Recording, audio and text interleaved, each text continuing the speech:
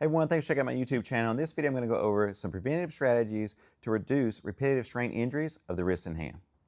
Repetitive strain injuries, also known as RSI, that occurs because there's too much of a certain activity or exercise, typically at work or maybe even at home or your leisure activities. There's too much of that load that's going through tendons and tissue that can't be handled. And so we have to increase our capacity, we're going to increase our strength, and also maybe modify some of the ways that we do things on a daily basis.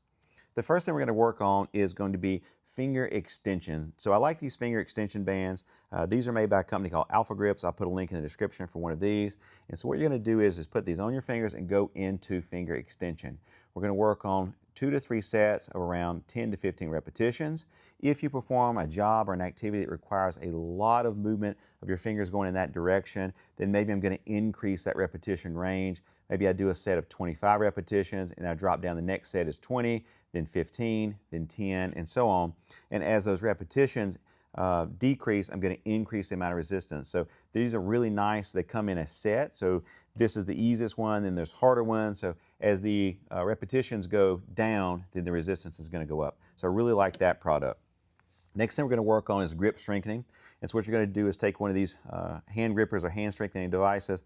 The same link in the description for one of these will be for this one as well.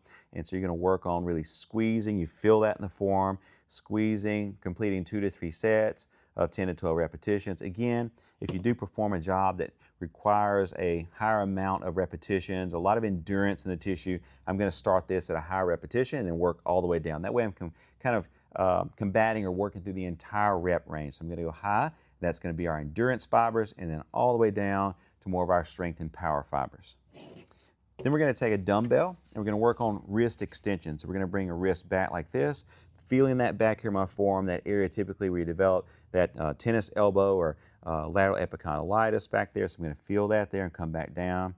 And repeat that for 2 to 3 sets of 10 to 12 repetitions. Then we're going to flip over and go palm up, and then I'm going to go into wrist flexion.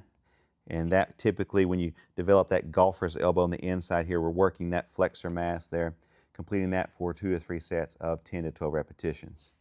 And then we're going to go into radial deviation. So this is similar to if you were hammering a nail or something like that.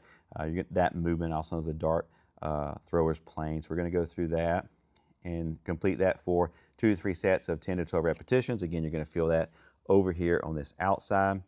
And then we're going to work on, going to hold this at the bottom and work on rotating our forearm back and forth, just over and then back down, and complete that for 2 to 3 sets of 10 to 12 repetitions.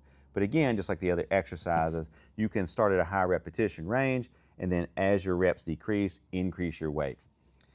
Then we're going to look at stretching, because stretching is really important. Going into wrist stretches and finger stretches, I'm going to pull my wrist and fingers back. I'm going to hold that for around 15 to 30 seconds. And then we're going to flip around and we're going to bring the wrist down. I'm going to pull back. I'm going to hold that for around 15 to 30 seconds. So when our wrist is down, my fingers are down, I'm going to feel that back here on my forearm, again, where you have that tennis elbow pain a lot of times. We're going to pull down.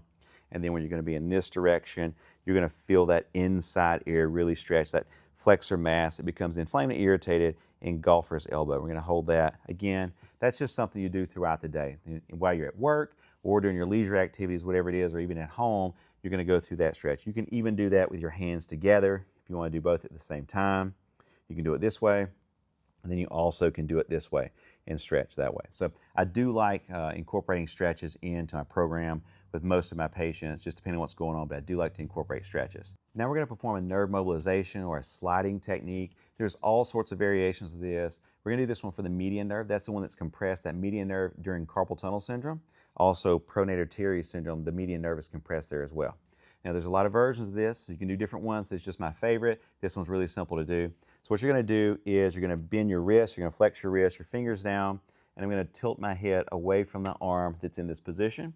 Then I'm going to straighten out my elbow, extend my elbow, bring my wrist back into extension, and then my head is going to go with my hand. So you're going to work towards moving this kind of in concert, going back and forth together.